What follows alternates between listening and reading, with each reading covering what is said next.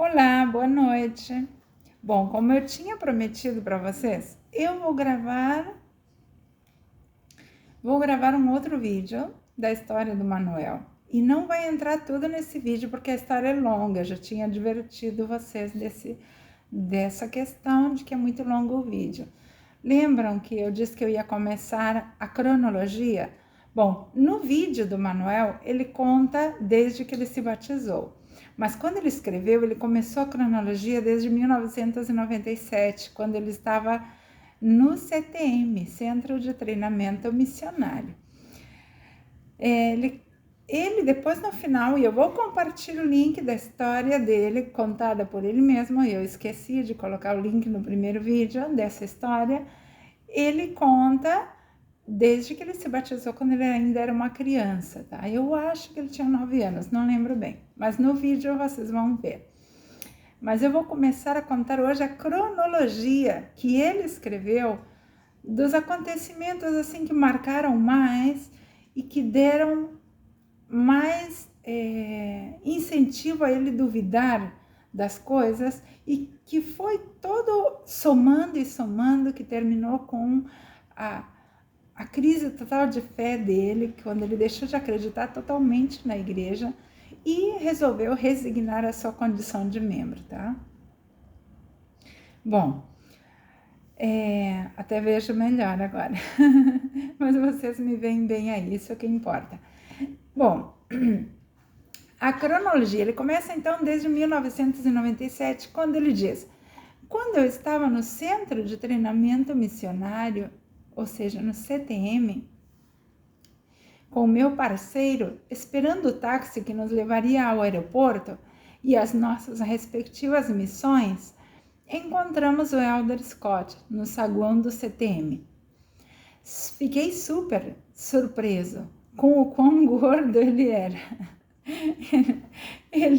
O Manuel, ele é bem assim, bem, né? Ele fala na lata, né? Ele joga aí na lata.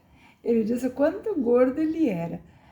E quando o meu parceiro, né? O meu companheiro seria em português, ele pulou lá para apertar a mão do Elder Scott e perguntou se poderíamos tirar uma foto com ele.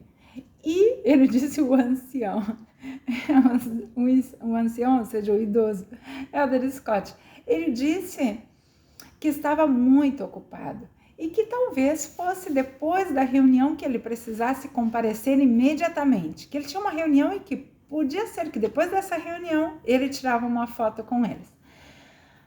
Tá, Manuel e esse companheiro deles né, o companheiro dele do CTM, porque no CTM a gente também tem um companheiro, uma companheira, tá?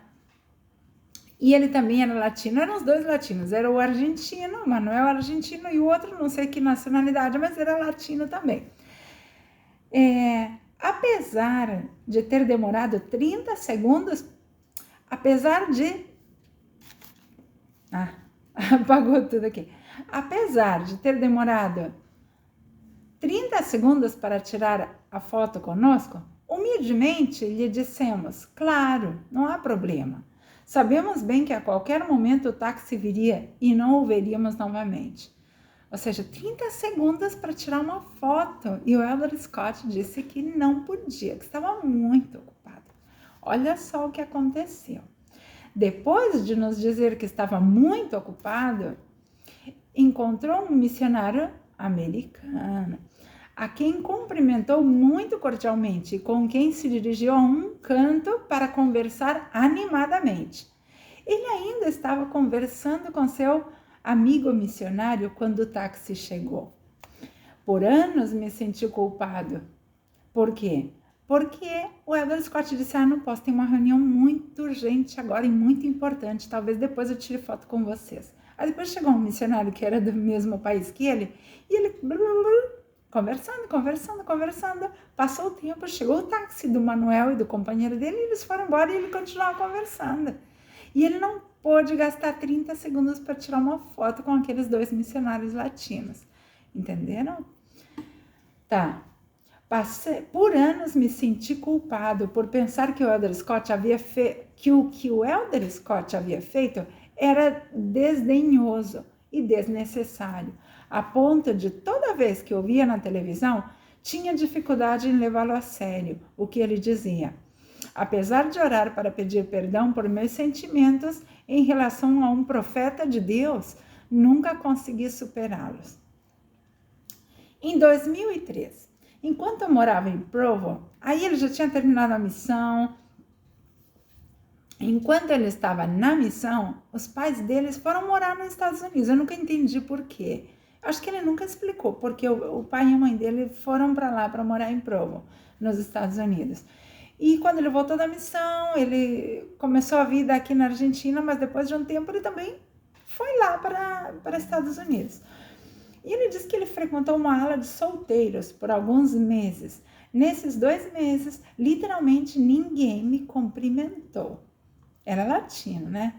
Presta atenção, não é o primeiro que eu escuto falar. Quando eu me batizei, eu tinha pouco tempo de membro e uma moça da estaca onde eu frequentava, era uma moça de família bem, né?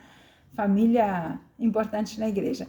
E ela, que era de família importante, tradicional na igreja, ela foi para os Estados Unidos e ninguém deu bola para ela. Ela contou para nós que ela foi num baile da igreja e ninguém olhou, nem olhou para ela.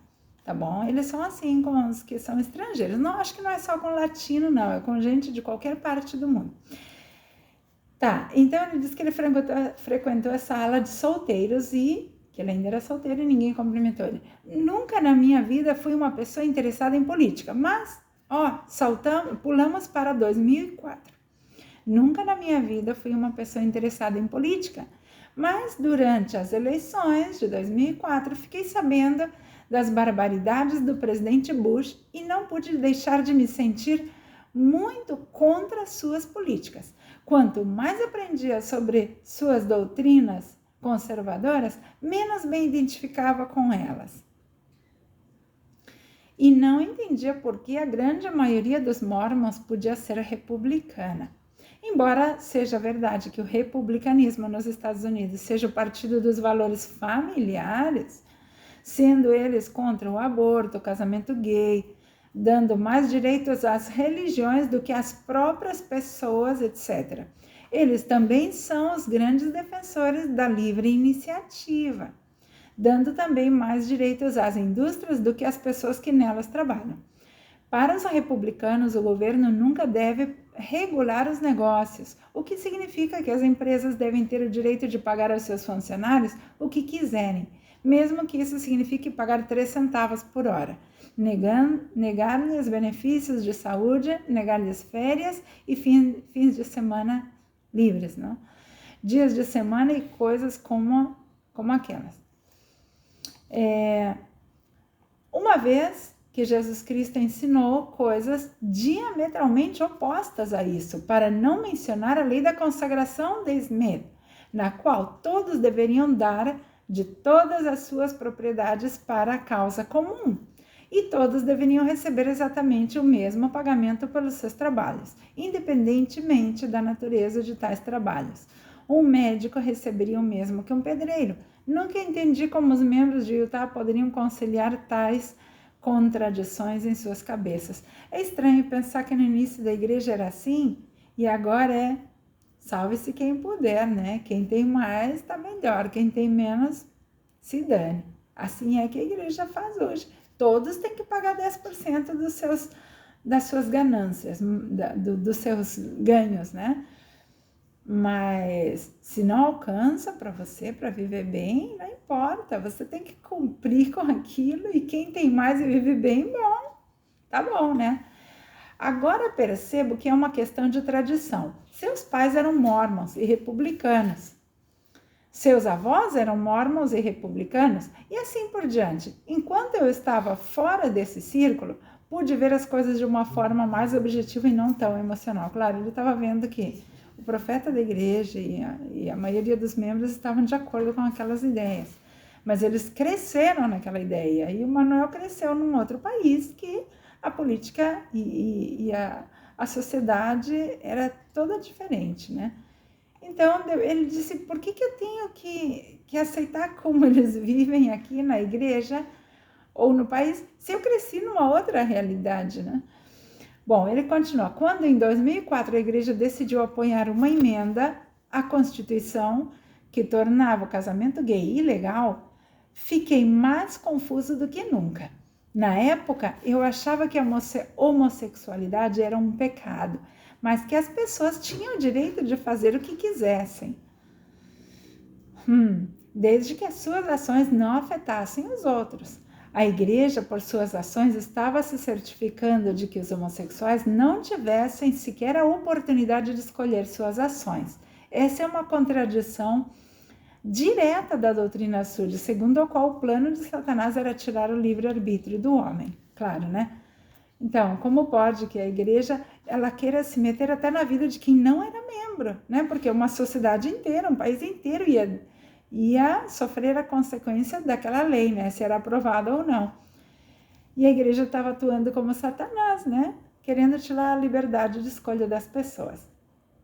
Porque sem casamento gay, aquele que não estava de acordo não ia poder, né? Aquele que não estava de acordo com a igreja ou com as religiões, ele não ia poder casar com outra pessoa do mesmo sexo igualmente, porque era lei no país.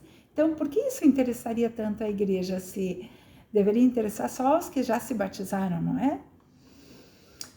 Pois, porque Satanás se rebelou contra mim. Aí ele está lendo a Moisés 4:3, que fala sobre Satanás que quer tirar o livre-arbítrio das pessoas. Isso significava que a igreja estava promovendo o plano do diabo? Esta foi a primeira vez que decidi que os líderes da igreja estavam errados e que eu não seguiria seus conselhos em algo assim. Claro que justifiquei, pensando que às vezes os líderes agem como homens e não como profetas. Mas não pude deixar de pensar que havia algo de estranho em tudo isso. Claro, a gente sempre pensa, né? Eu também era assim. Nossa, por que a igreja atua de tal maneira? Mas, né? Porque tinha umas pessoas que passavam fome, literalmente, na minha ala, última ala que eu frequentei na Argentina, que era umas irmãs com um irmão, era uma família do Paraguai. Estavam aqui em situação muito difícil, muito complicada. Uma delas chegou a desmaiar na igreja uma vez, numa atividade do dia de semana, porque tinha fome. Eu pensava, por que a igreja não dá alimento para elas? E elas trabalhavam na primária e tudo, e pagavam dízimo, mas a igreja não dava nada. Então eu não entendia, mas eu pensava, bom, deve ser porque cada um deve viver de acordo com as suas possibilidades. Eu justificava na minha cabeça. Bom, hoje eu não acredito mais no diabo, então não acredito que os líderes tenham direta ou indiretamente seguido o plano dele. Mas acredito que os líderes estão simplesmente operando numa empresa na qual eles têm que tomar decisões que vão deixá-los satisfeitos, a maioria dos seus clientes, ou seja, os membros, né? 2005, embora todas as alas que frequentei, com exceção da ala de solteiros em Provo, eu tive muitos amigos. Nesta ala, as pessoas pareciam intimidadas por mim. Acho que é porque este era um bairro cheio, ou seja, uma ala, né? Um bairro cheio de cowboys e pessoas que não estão acostumadas a lidar diretamente com latinos ou pessoas de outras minorias. Eu não acho que eles fazem isso porque são racistas, mas porque eles não tiveram a experiência, ou seja, de conviver com latinos, né? Meu único amigo no bairro durante anos foi outro latino, um cavalheiro do Uruguai e sua esposa americana. Desculpe, americana, não sei porque ele colocou 2 vezes aqui. Embora eu não acho... Aqui na Argentina, a gente não diz americanos para quem nasceu nos Estados Unidos. A gente diz norte-americano. Porque americanos todos nós somos, né? Embora eu não ache que os membros da ala, em geral, sejam racistas, não posso dizer o mesmo do conselheiro da ala, que mais tarde se tornou bispo e agora é o presidente da estaca. Estou escrevendo isso em janeiro de 2015 e ele foi ordenado ano passado.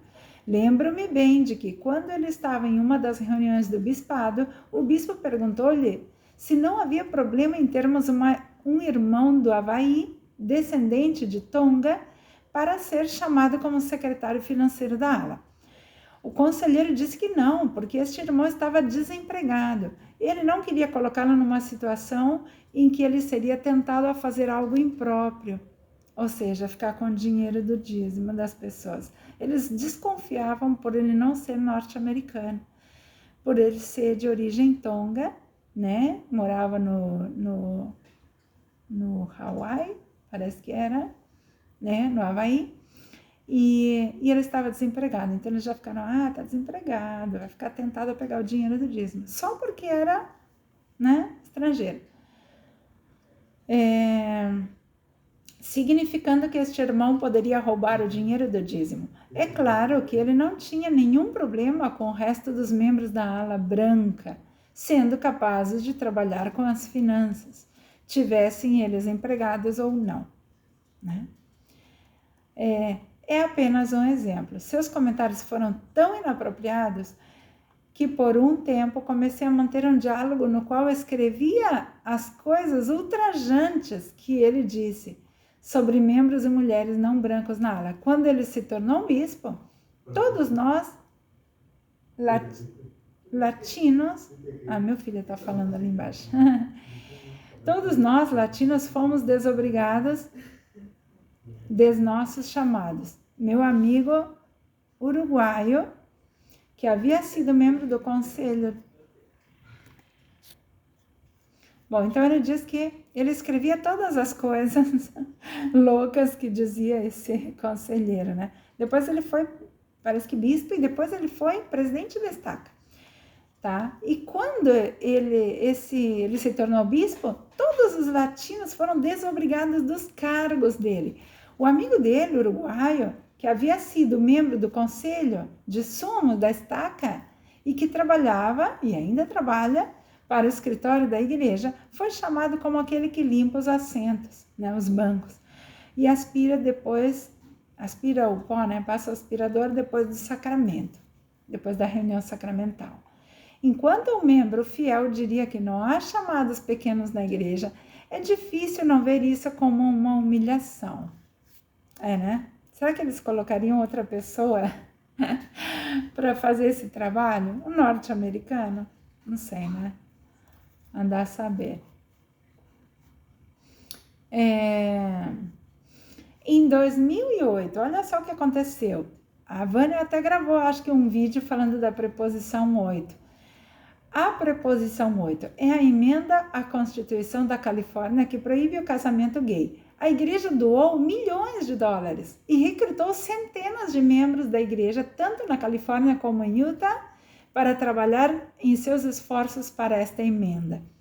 Neste ponto, veja que a igreja não está apenas expressando sua opinião, mas está trabalhando muito ativamente contra a vontade de todo um grupo de pessoas.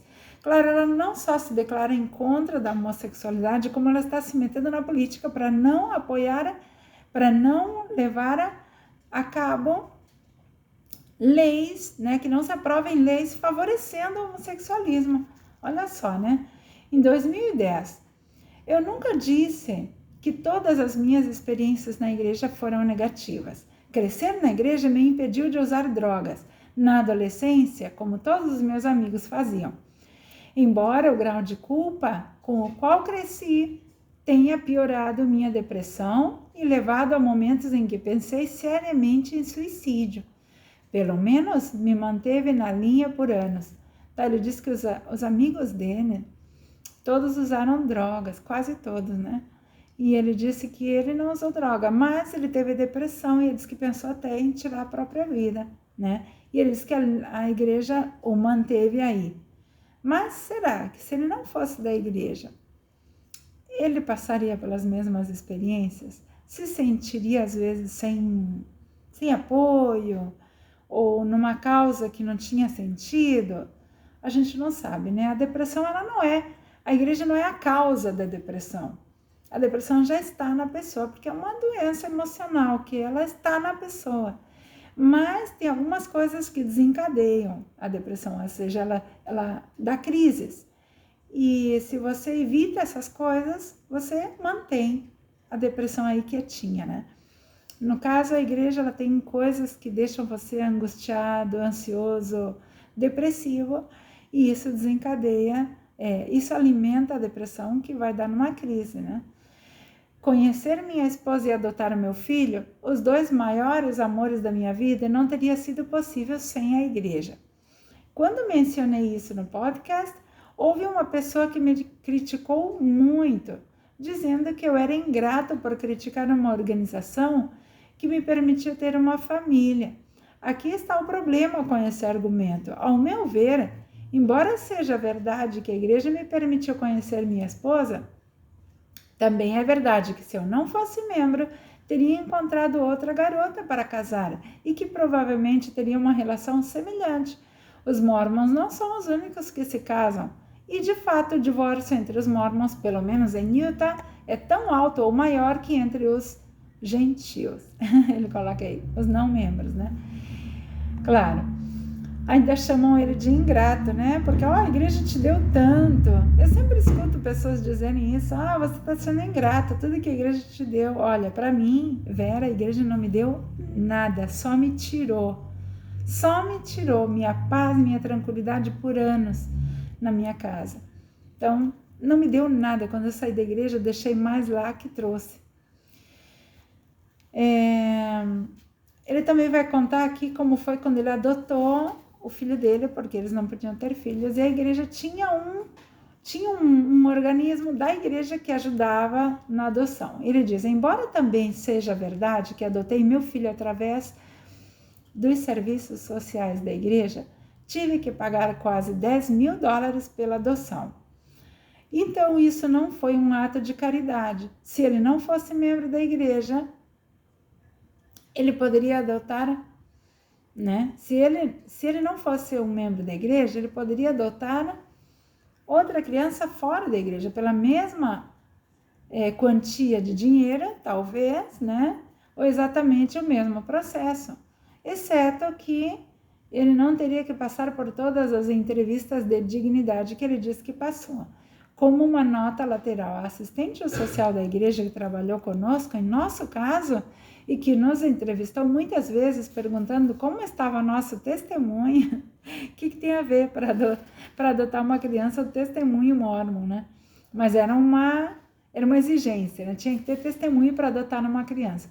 Hoje ela é membro da Ordenar Mulheres e é uma crítica ativa à igreja e seu machismo, tá?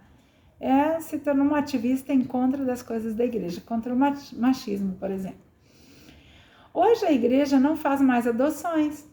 Não entendo por quê, já que foi uma solução para muitas meninas e mulheres que engravidam e deu uma alternativa. Sendo uma organização da igreja, essas meninas sentiam que entregar seus filhos para adoção era aceitável e preferível ter que abandonar seus estudos e planos de carreira para criar seus filhos. Até mesmo o Michael McLean, ele cita numa música que nem vou falar aqui porque não entendi bem. Das mãos de Deus para as minhas mãos, Era uma música de Michael McLean que eu conheço, escutava muito na missão Michael McLean. Mas eu vou contar, abrir um parênteses aqui, vou falar que quando eu estava grávida do meu filho mais velho, meu marido, ele não era membro, nem nunca se batizou, então era pouca possibilidade que a gente tinha de poder se selar ao nosso filho, né? Eu nem sabia que era um menino. Eu estava nas primeiras semanas de gravidez. E uma irmãzinha tão querida da igreja, ela me disse, Vera, tu imagina que se o teu marido não se batiza, vocês não vão poder se selar a essa criança. E você tem que pensar na ideia de dar ele em adoção para uma família membro da igreja que possa ir no templo e se selar a ele. Eu fiquei congelada quando ela me disse isso. E ela disse que estava em um livro da igreja. Eu nunca busquei esse livro, mas ela disse que foi escrito... se não me engano, por Dalmat... não me acordo agora. Não me lembro agora. É um dos que escreveu uma obra maravilhosa em um assombro. Eu acho que é o mesmo autor. E esses são tipo apóstolos, ou são 70 que escrevem livros. E ele escreveu que se a pessoa não podia se selar no templo com seu filho, era melhor que desse em adoção. Eu fiquei louca, eu nunca tinha escutado sobre isso. E eu disse para ela, olha, eu amo a igreja e tudo, eu sou membro ativa, mas o meu filho eu não vou dar para ninguém, é meu filho. Eu não sabia se era menino ou menina, mas eu queria muito que fosse um menino, dos dois. Então, acontece isso, tá? A igreja tem essa ideia. Se é uma pessoa que não vai poder se selar a criança, eles preferem dar em adoção um casal que vai poder se selar. Em 2011, alguém recentemente me disse que você não pode fazer alguém sair da igreja. Se uma pessoa aprende todos os horrores da história da igreja e reflete sobre as contradições da sua doutrina, ela ainda pode justificar suas crenças de uma forma ou de outra. Não é até que se sinta uma desconexão emocional com a igreja que esse conhecimento nos afeta a ponto de decidirmos deixar da igreja. Claro, você vai escutando coisas da igreja, mas vai rebatendo, né? Como o tênis, que vem a bolinha e você, pá, né? E você vai eliminando todas as críticas e vai empurrando isso para frente. Mas chega um momento em que a sua conexão emocional se termina com a igreja, porque você começa a ver tanta coisa errada, e você começa a ver, não sou feliz aqui dentro. Então, é aí aonde acontece. Ninguém sai da igreja só porque escuta críticas da igreja. Ninguém. A gente precisa deixar de querer aquilo, deixar de ver que aquilo está ajudando a gente de alguma maneira. Quando a gente nota que não está ajudando em nada, é aí quando a gente vai sair, tá? O conhecimento, ele é importantíssimo. Mas, se você é tão fanático, aquele conhecimento você vai jogar no lixo. Então, quando os líderes da igreja dizem que muitos saem porque foram ofendidos por um membro ou líder da igreja, é mais ou menos verdade. Mas ninguém deixa de se ofender, se ao mesmo tempo tiver um sólido testemunho da igreja. É a combinação de ter muitas dúvidas e ficar ofendido que se decidir ir embora. E eu digo, é a gota d'água que a gente precisava para investigar a igreja. É quando a gente fica chateado com alguma coisa. É como aquele caso, né? Enquanto tu não tem motivo para duvidar de alguém, tu não vai investigar nada. Mas quando tu tá meio assim, né? Meio desconfiando de algo, que acontece alguma coisa ruim, você começa a investigar. E aí eu digo que essa gota, bendita essa gota d'água. Bom, ele vai falar aqui, e eu vou deixar para o próximo vídeo, ele vai começar que ele diz que ele não ficou ofendido, né? Mas vai explicar a desconexão emocional que ele sofreu, tá? E outras coisas muito importantes que ele notou. E eu vou gravar em outro vídeo, tá? Eu corto aqui, subo esse, depois gravo outro vídeo, o número 3. Prestem atenção.